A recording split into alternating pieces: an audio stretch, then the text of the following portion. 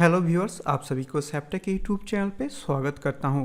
आज आप लोग जो वीडियो देखेंगे वो कैसे आप इनकम टैक्स के नए जो वेबसाइट है यानी कि ई फील्ड 2.0 पे कैसे इनकम टैक्स रिटर्न सबमिट करेंगे। तो चलिए शुरू करते हैं, लेकिन उससे पहले आप लोगों को एक बात याद दिला दूँ। अगर आपने अभी तक इस चैनल को सब्सक्राइब नहीं किए हुए हैं तो सब्सक्राइब बटन पर क्लिक करके इस चैनल को सब्सक्राइब कीजिए और उसके बाद जो बेल आएगा उस बेल आइकन को क्लिक कीजिए ताकि इस चैनल पे अपलोड किया गया नए वीडियोस की नोटिफिकेशन आप लोगों को मिलते रहे। तो चलिए आगे बढ़ते हैं। सबसे पहले ओपन कीजिए incometax.gov.in इस वेबसाइट को, या पुराना जो वेबसाइट है इनकम टैक्स इंडिया efield.gov.in उसे भी ओपन कीजिए। उसे ओपन करने से इस साइट पे आपको रीडायरेक्ट किया जाएगा। ये पेज ओपन होने के बाद ऐसा दिखाई देगा, जहाँ पर आप लोगों को दो ऑप्शन मिलेगा, एक है लॉगिन और एक है रजिस्टर। अगर पहले से आप रजिस्टर हुए हैं तो डायरेक्ट लॉगिन पे क्लिक कीजिए। अगर आप पहली बार ई फाइलिंग करना चाहते हैं और पहली बार लॉगिन करना चाहते हैं, उससे पहले आपको रजिस्टर पे क्लिक करके खुद को रजिस्टर करना पड़ेगा। रजिस्टर करने के बाद फिर से लॉगिन पे क्लिक कीजिए।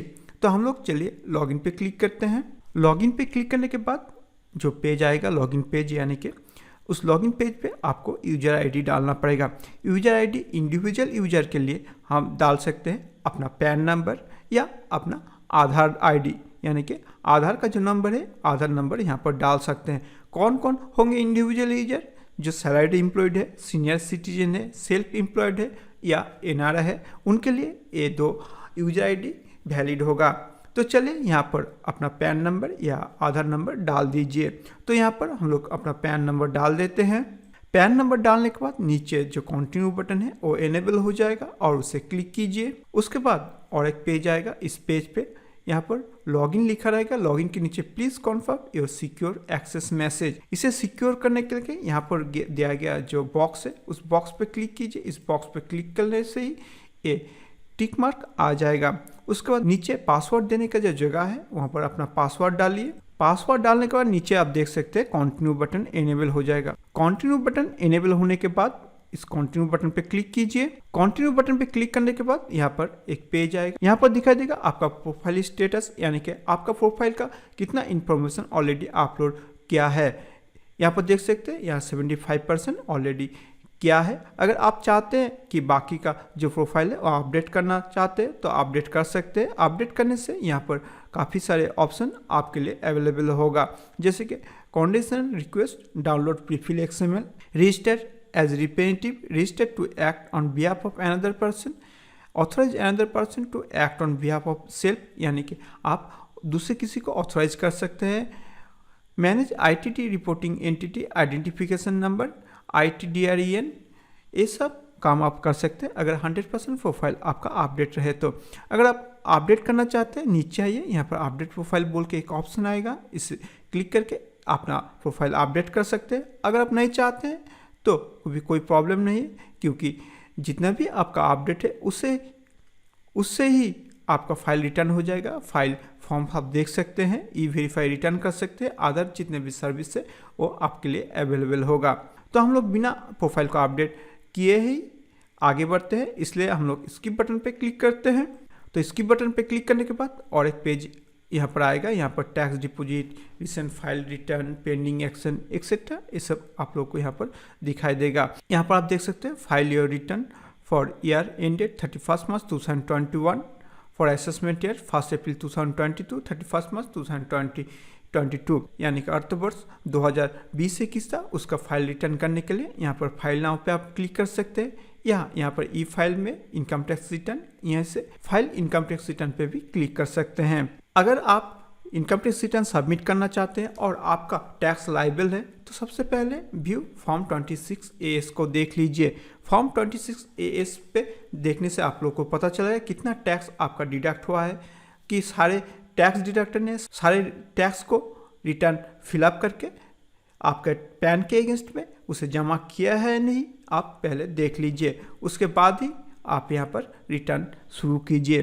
अगर आप चाहते हैं कैसे 26 AS को देखते हैं तो यहाँ पर दाहिने तरफ कॉर्नर पे आप देख सकते हैं एक लिंक, उस लिंक पे क्लिक कीजिए। उस लिंक के जरिए आप देख सकते हैं कैसे फॉर्म 26A को देखा जाता है। तो चलिए हम लोग सीधा इनकम टैक्स रिटर्न पे चाहते हैं, इसलिए इनकम टैक्स रिटर्न से फाइल इनकम टैक्स रिटर्न पे क्लिक करते हैं। उसके बाद जो पेज ओपन होगा, पेज पे आप देख सकते हैं इनकम टैक्स रिटर्न ITR। सबसे पहले हम लोग को सिलेक्ट करना पड़ेगा असेसमेंट ईयर। तो यहाँ पर असेसमेंट ईयर 2021 2022 इसे सिलेक्ट किया, यानी कि करंट AOI। कंटिन्यू पे यहाँ पर क्लिक करता हूँ। कंटिन्यू पे क्लिक करने के बाद यहाँ पर आप लोग को दो मेथड मिलेगा। एक है select mode of filling, online या ऑफलाइन। अगर आप ऑफलाइन पे फिलअप करना चाहते हैं तो इस वीडियो के दाहिने तरफ ऊपर में एक लिंक दिया रहेगा, आप देख सकते हैं कैसे ऑफलाइन पे फिलअप किया जाता है। तो हम लोग यहाँ पर ऑनलाइन पे फिलअप करेंगे, तो यहाँ पर ऑनलाइन पे सिलेक्ट किया, उसके बाद प्रोसीड पे क्लिक किया। अब यहाँ पर देखिए to fill a fresh income tax return start new filling. तो हम लोग यहाँ पर स्टार्ट न्यू फिलिंग पे क्लिक करते हैं। यहाँ पर कुछ ऑप्शन मिलेगा, वो है इंडिविजुअल, HOIF और अदर्स। अगर आप खुद का रिटर्न सबमिट करते हैं तो इंडिविजुअल, और हिंदू अनडिवाइडेड फैमिली के लिए HUF, और अदर्स किसी ऑर्गेनाइजेशन के लिए हो या दूसरा किसी चीज़ के लिए हो तो अदर्स। तो यहाँ पर इंडिविजुअल सिलेक्ट किया हुआ है, इसे सिलेक्ट करके हम लोग कंटिन्यू बटन पे क्लिक करते हैं। कंटिन्यू बटन पे क्लिक करने के बाद पर सिलेक्ट करना पड़ेगा ITR फॉर्म। कौन सा ITR फॉर्म हम लोग सिलेक्ट करेंगे, ITR 1 या ITR 4। आज हम लोग देखेंगे कैसे ITR 1 को फिलअप किया जाता है। तो यहाँ पर हम लोग ITR 1 को सिलेक्ट किया। बाएं तरफ आप देख सकते हैं help me decide which ITR form to file. तो अगर आप नहीं जानते कौन सा ITR फाइल आपको सबमिट करना है तो यहाँ पर प्रोसीड बटन पर क्लिक करके आप हेल्प के जरिए आप डिसाइड कर सकते हैं कौन सा ITR फॉर्म आपको फिलअप करना है। हमें पता है कि हमें ITR 1 फिलअप करना है, तो यहाँ पर ITR 1 हमने सिलेक्ट किया। उसके बाद नीचे दिया गया जब प्रोसीड विद ITR 1 उसे क्लिक करते हैं। आप यहाँ पर देख सकते हैं ITR 1 इनकम टैक्स रिटर्न 1।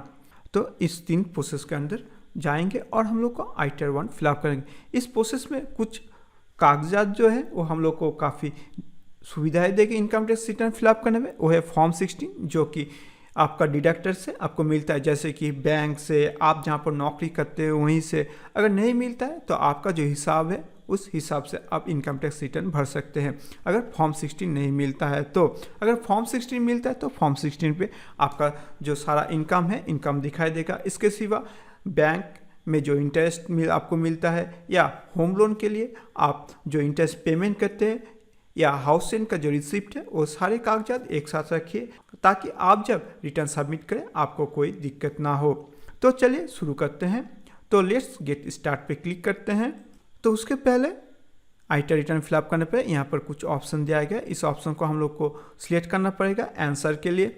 तो यहाँ पर सबसे पहले taxable income is more than basic exemption limit, यानी कि जो टैक्सेबल लिमिट है, टैक्सेबल लिमिट से ज़्यादा आप इनकम करते हैं, यानी कि 2.5 लाख से ज़्यादा इनकम करते हैं तो आपको रिटर्न सबमिट करना पड़ता है। अगर आपका इनकम उस एग्जम्पशन लिमिट से ज़्यादा है तो आपको ये सिलेक्ट करना पड़ेगा। इसके सिवा बाकी कुछ ऑप्शन से आप ये भी देख सकते हैं, जैसे कि 1 करोड़ से ज़्यादा आपने डिपॉजिट किया है, 2 लाख से ज़्यादा का आप विदेश में ट्रेवल किए हैं, या 1 लाख से ज़्यादा इलेक्ट्रिक बिल 1 साल पे आपने भरे हैं, तो बाकी का जो है वो आप सिलेक्ट कर सकते हैं। तो मेरे लिए ऊपर का जो है taxable income is more than basic exemption limit ये है, तो इसे हम लोग सिलेक्ट किया।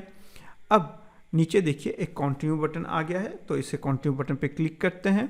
तो यहाँ पर दिखा देगा we have prefill your return basic on information available with the income tax payer, please confirm the detail of each section correct and proceed. यानी कि पहले जो आपने रिटर्न सबमिट किया उससे कुछ डेटा लेके कुछ प्रीफिल किया गया है उसे आप चेक कर लीजिए, और अगर ज़रूरत पड़े तो उसे करेक्ट भी कर सकते हैं। तो शुरू करते हैं नीचे। तो यहाँ पर सबसे पहले पर्सनल इन्फॉर्मेशन है, प्रोवाइड योर कन्फर्मेशन, तो इसे क्लिक करते हैं हम लोग।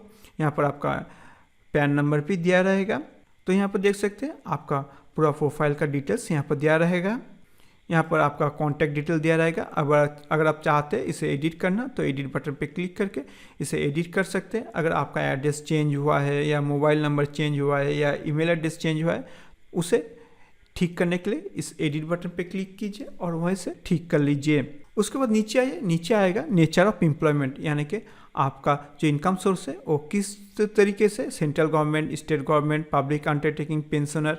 अगर आप पेंशनर है यानी कि पेंशन से आपका गुजारा होता है तो पेंशनर, अगर अदर्स है तो others not applicable, family pensioner etcetera. अगर हो तो नॉट एप्लीकेबल पे क्लिक कीजिए। तो मैं यहाँ पर पेंशनर पे क्लिक करता हूँ, जो कि यहाँ पर एक पेंशनर का इनकम टैक्स रिटर्न मैं सबमिट कर रहा हूँ। तो यहाँ पर पेंशनर सिलेक्ट किया, उसके बाद सिलेक्ट कर फील्ड यूएस, यानी कि बिफोर ड्यू डेट हम लोग इसे फिलअप कर ले, इसलिए 139(1) सिलेक्ट होगा। तो इसे ऑलरेडी सिलेक्ट किया गया है। अगर आपका नोटिस हो, नोटिस के बाद आपको और कुछ चेंजेस करना है या रिटर्न रीवेरीफाई करना है, तो ऐसा कुछ हो, नोटिस का आंसर देना है, तो तब यहाँ पर ये सिलेक्ट होगा, नहीं तो कुछ नहीं सिलेक्ट होगा, यहाँ पर डिजेबल रहेगा ये। उसके बाद नीचे आइए, are you opting new taxation regime 115, यानी कि अगर आप नए टैक्स सिस्टम में टैक्स पेमेंट करना चाहते हैं, यानी कि रिटर्न सबमिट करना चाहते हैं, तो यहाँ पर येस पे क्लिक कीजिए। अगर पुराना टैक्स सिस्टम में जाना चाहते हैं तो यहाँ पर नो सिलेक्ट कीजिए। मैं पुराना टैक्स सिस्टम में ही टैक्स देना चाहता हूँ, इसलिए यहाँ पर नो सिलेक्ट किया। यहाँ पर और एक ऑप्शन दिया गया है, based on your previous response please furnish the following information और एडिट रिस्पॉन्स, यानी कि पहले स्टेप में जो हम लोग सिलेक्ट किए थे किस लिए हम लोग ये रिटर्न सबमिट कर रहे हैं, वो अगर आपको चेंज करना है तो एडिट रिस्पॉन्स पे क्लिक कीजिए। अगर आपको कोई चेंजेस नहीं करना है, आपने जो डाला है वो सही डाला है, तो आपको कुछ नहीं चेंज करना पड़ेगा। नीचे जाइए तो यहाँ पर उसके बाद आएगा बैंक डिटेल। आपने प्रीवियस जो बैंक डिटेल डाला था वही बैंक डिटेल अगर आपका है तो यहाँ पर स्लिप सिलेक्ट कीजिए, कौन सा अकाउंट पे आपका रिफंड जाएगा। तो यहाँ पर आप सिलेक्ट कीजिए, जस्ट क्लिक कीजिए और उसे वही बैंक डिटेल सिलेक्ट हो जाएगा। लेकिन आप लोग को एक चीज़ ध्यान पे रखना पड़ेगा कि जो बैंक अकाउंट आप दे रहे हैं वो प्री वैलिडेट होना चाहिए। अगर प्री वैलिडेट नहीं होता है तो रिफंड नहीं होगा।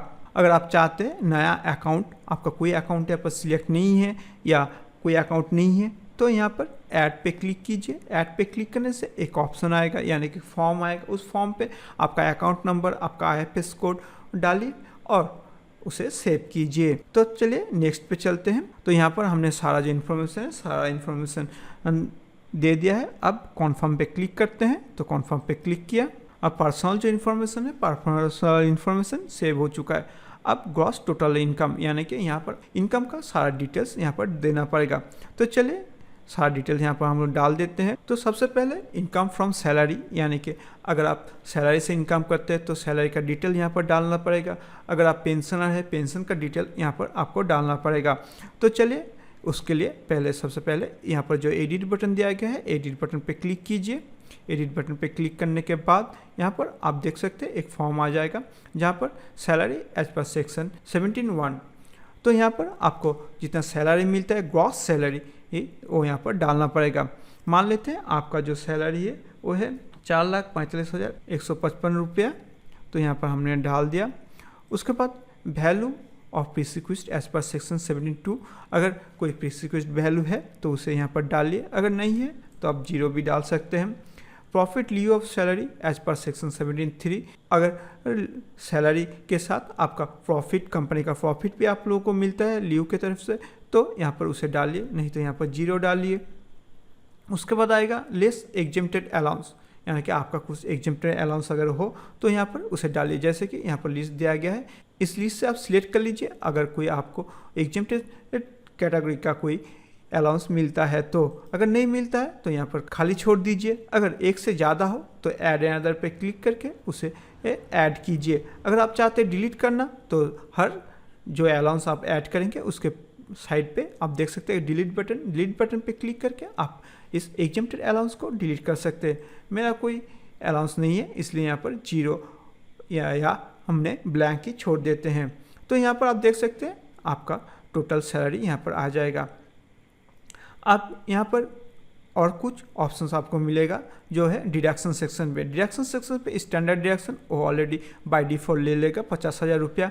उसके बाद एंटरटेनमेंट अलाउंस अगर आपको मिलता है तो एंटरटेनमेंट अलाउंस यहाँ पर डालिए।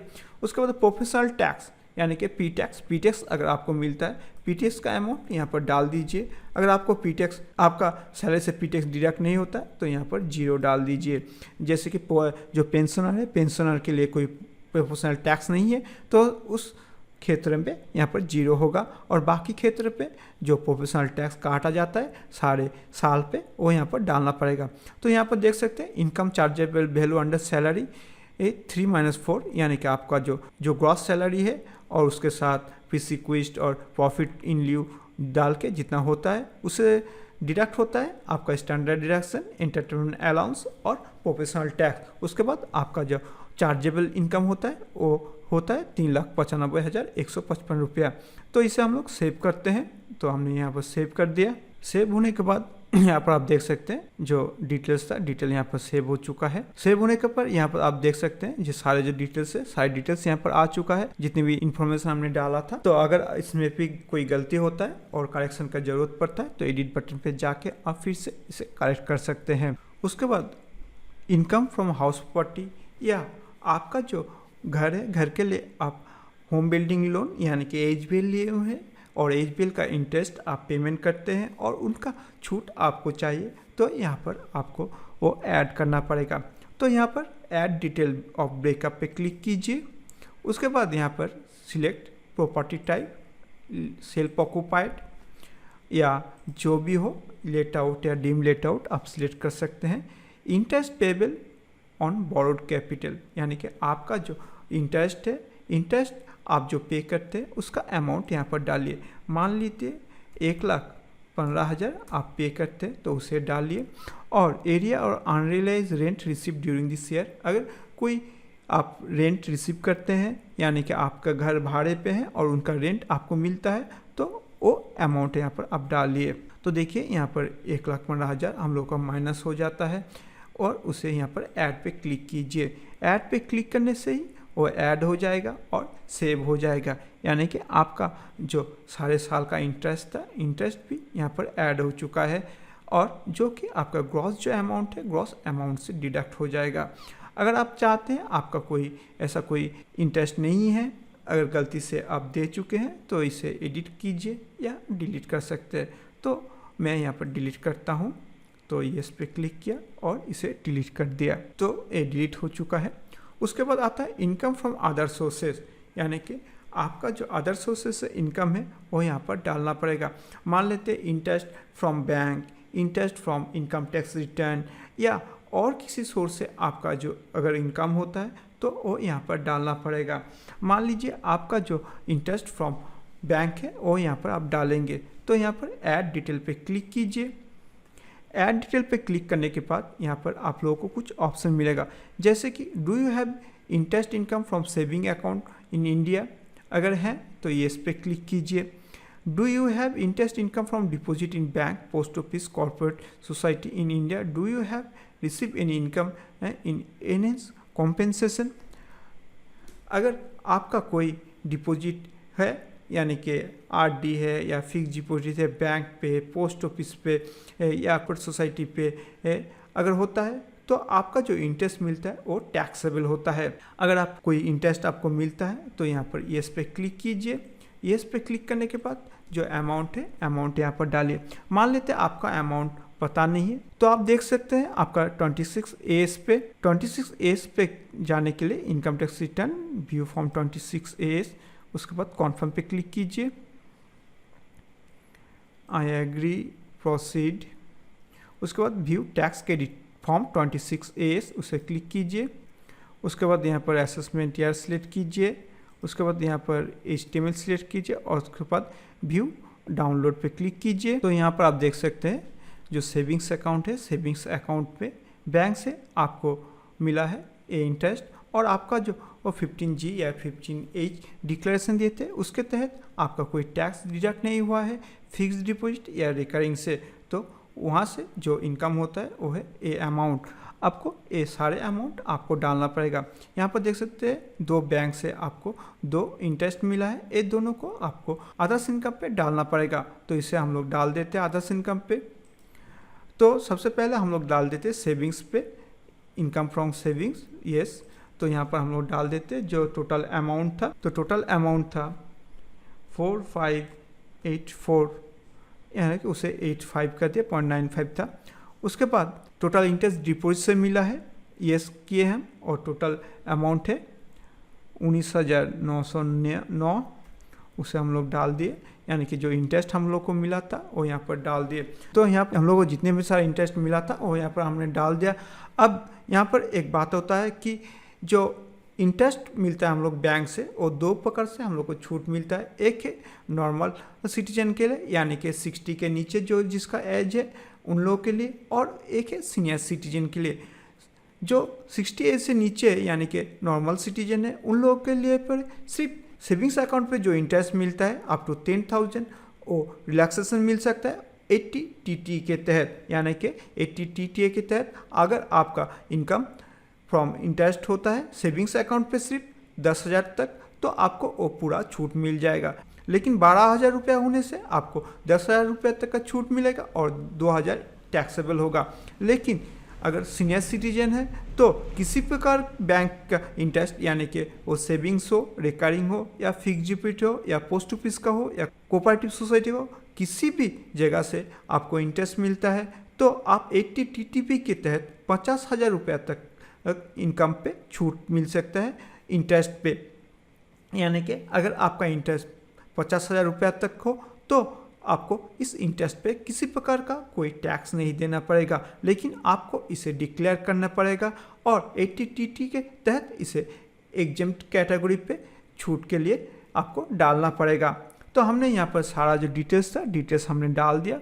अब नीचे चलते हैं, बाकी जो है income from family pension, income from tax refund and any other, do you have any dividend income, अगर होता है तो ये सारे डालिए, उसके बाद कंटिन्यू पे क्लिक कीजिए। तो हमने यहाँ पर सारे डिटेल्स डाल दिए। अब नीचे कंटिन्यू बटन पे क्लिक करते हैं तो आप यहाँ पर देख सकते हैं इनकम फ्रॉम अदर सोर्सेज जो था वो यहाँ पर चला आया है। अगर आप चाहते हैं इसे एडिट करना या डिलीट करना तो इसे सिलेक्ट कीजिए, यहाँ पर सिलेक्ट कीजिए एक एक करके और यहाँ पर एडिट पे क्लिक करके इसे एडिट कीजिए।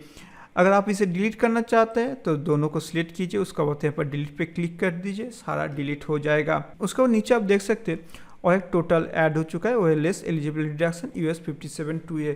ये 57(2)A होता है फैमिली पेंशन से इनकम के लिए। अगर फैमिली पेंशन से इनकम होता है तो उस क्षेत्र पे 15,000 रुपया या 33.33% जो इनका आदर्श इनकम है अदर इनकम से डिडक्ट हो जाएगा, यानी कि माइनस हो जाएगा। तो यहाँ का काम हम लोग का ख़त्म हो गया। उसके बाद एग्जेम्प्टेड इनकम, यानी कि आपका कोई एग्जेम्प्टेड इनकम, जैसे कि आपको LIC मैच्योर है उसका इनकम आपको मिला है, उसका पैसा आपको मिला है, या ग्रेच्युइटी आपको मिला है, या ऐसा कुछ मिला है जो एग्जेम्प्टेड इनकम पे आता है, यानी कि जो इनकम से आपको कोई टैक्स पेमेंट नहीं करना पड़ता है, यानी कि कोई टैक्स लायबल नहीं होता है हो, तो यहाँ पर उसका डिटेल ऐड कीजिए। इसके लिए आपको अलग से कोई इनकम टैक्स नहीं डालना पड़ता है, लेकिन ये सिर्फ रिपोर्टिंग के लिए होता है।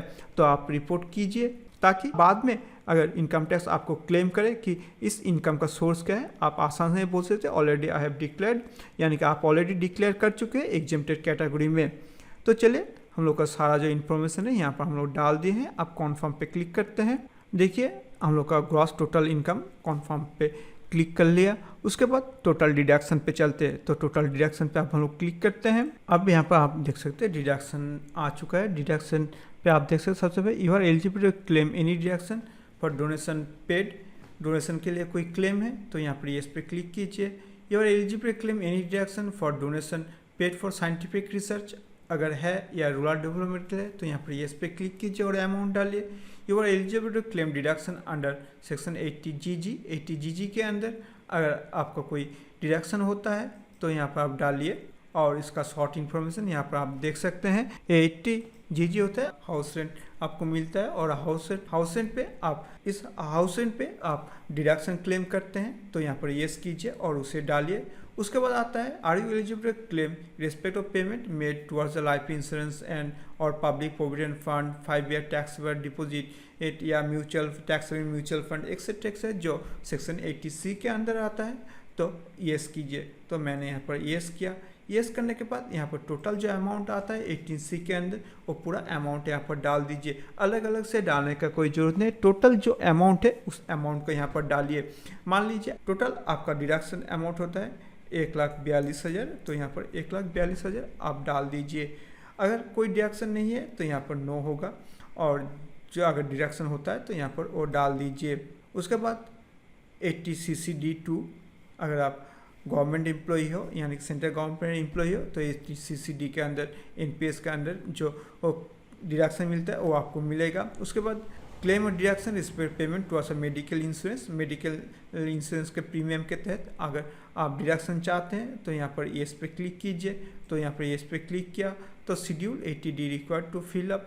अगर 80D से डिडक्शन चाहते हैं तो 80D का जो शेड्यूल है उसे फिलअप करना पड़ेगा, तो उसे हम लोग बाद में फिलअप करेंगे यहाँ पर येस दे के। उसके बाद नीचे आप देख सकते हैं are you eligible deduct respective payment made towards the interest loan taken of higher education. Higher education के लिए लोन होता है तो यहाँ पर आप डाल सकते हैं। Are you eligible claim any other deduction. अगर इसके सिवा और कोई डिडक्शन आपका होता है तो यहाँ पर येस पे क्लिक कीजिए। यहाँ पर येस पे क्लिक करने से आप यहाँ पर देख सकते हैं 80CCD 1, 80CCD 1B, 80DDB, 80DDB medical treatment, 80EE, 80EA, 80EB, 80EGS, उसके बाद 80TTA और 80TTB। आप लोग को पहले हमने बोला था कि अगर आप सीनियर सिटीजन नहीं है तो 80TTA के तहत सेविंग्स पे आपको छूट मिलता है, जो छूट यहाँ पर आप डाल सकते हैं। और अगर सीनियर सिटीजन है तो 80TTB के तहत आपको ये छूट मिलता है। तो ये छूट पाने के लिए यहाँ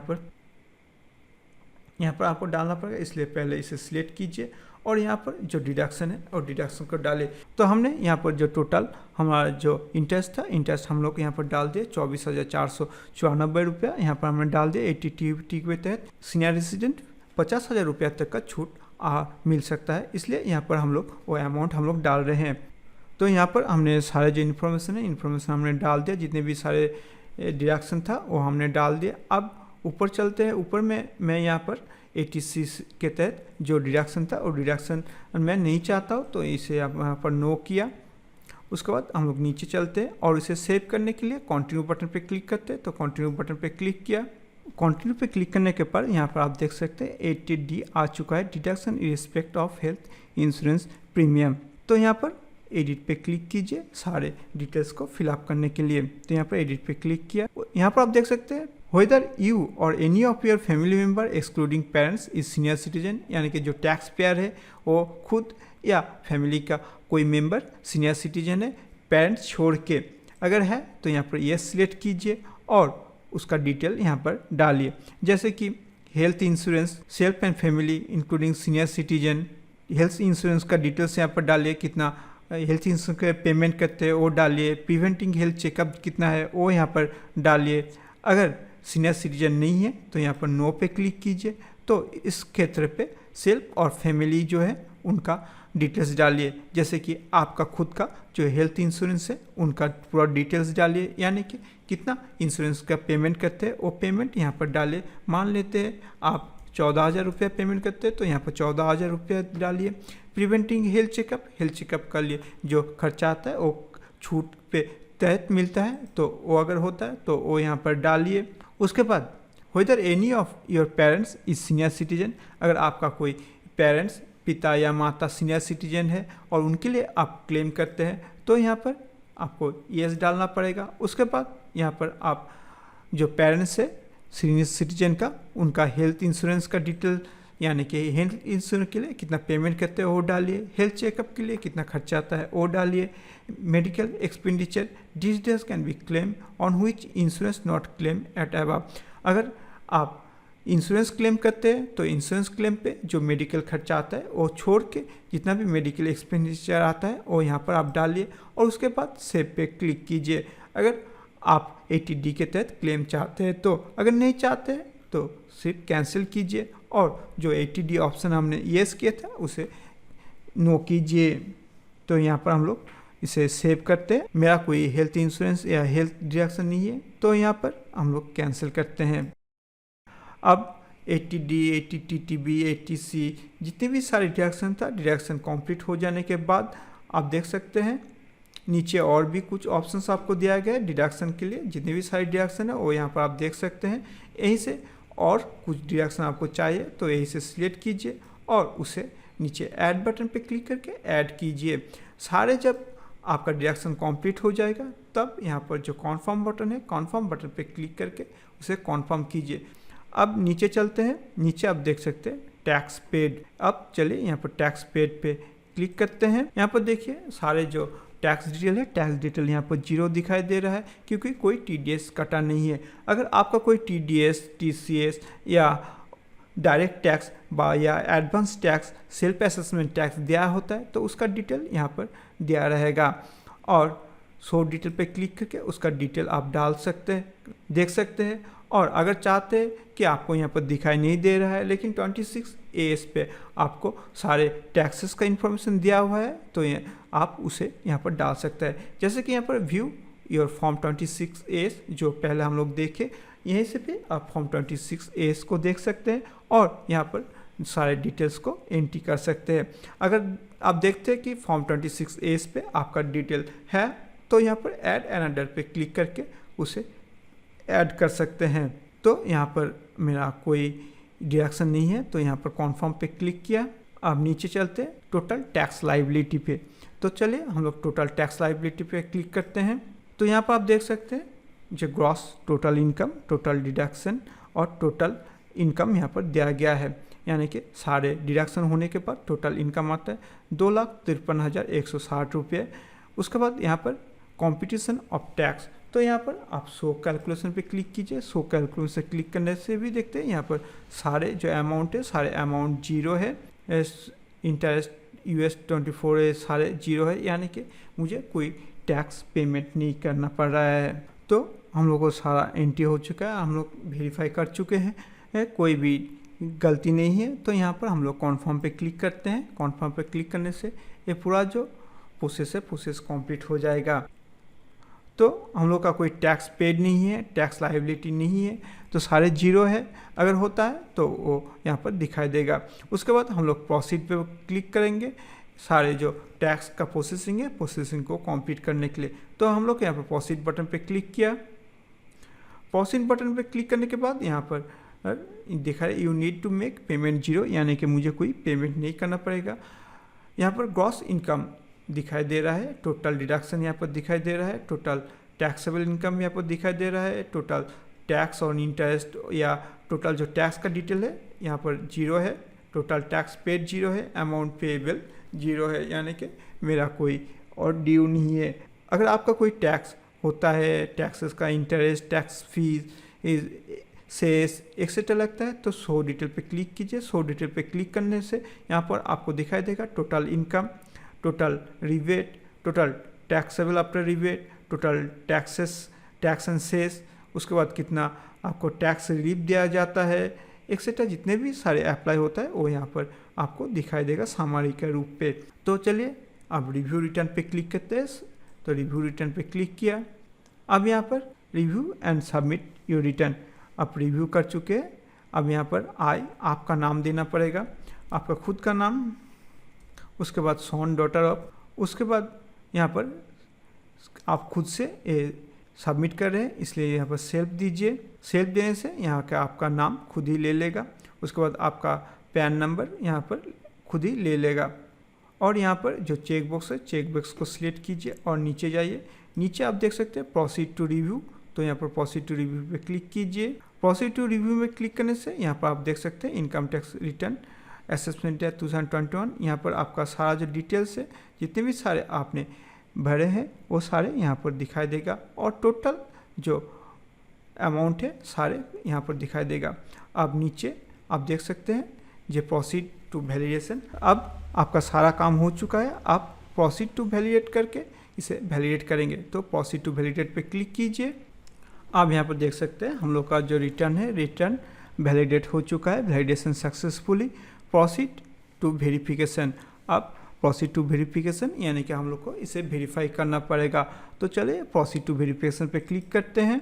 प्रोसीड टू वेरिफिकेशन का 3 तरीका है। ई वेरीफाई नाउ यानी कि अभी आप OTP के जरिए, प्रीवैलिड अकाउंट के जरिए या प्रीवैलिड डीमेट अकाउंट के जरिए इसे आप ई वेरीफाई कर सकते हैं। ई वेरीफाई लेटर यानी कि बाद में आप इसे ई वेरीफाई कर सकते हैं, जिसके लिए आपको 120 दिन टाइम दिया जाता है। और वेरीफाई भाया ITR 5 यानी कि जो ITR 5 जनरेट होगा उस ITR 5 को आप प्रिंट करेंगे। प्रिंट करने के बाद उसे साइन करके बाय नॉर्मल पोस्ट या स्पीड पोस्ट से भेज देंगे इनकम टैक्स डिपार्टमेंट पे।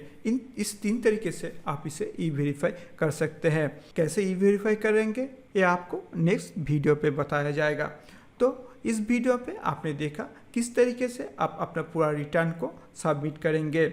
आशा करता हूँ इस वीडियो के जरिए आप आसानी से अपना रिटर्न ऑनलाइन खुद ही भर सकते हैं। तो आज के लिए बस इतना ही, और इस वीडियो के बारे में कोई सवाल, कोई सुझाव या कोई सजेशन हो तो ज़रूर कमेंट बॉक्स पे लिख के बताइए।